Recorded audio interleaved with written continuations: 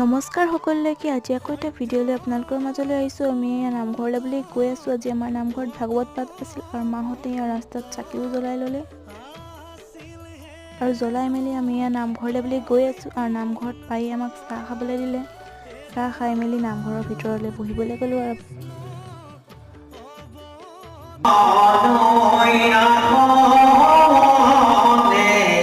ৰাতিপুৱাৰ পৰা একো খোৱা নাছিলোঁ। আমাক চিৰাদৈ খাই ল'বলৈ বুলি ক'লে। খাই মেলি আকৌ নামঘৰৰ ভিতৰলৈ বুলি গ'লোঁ।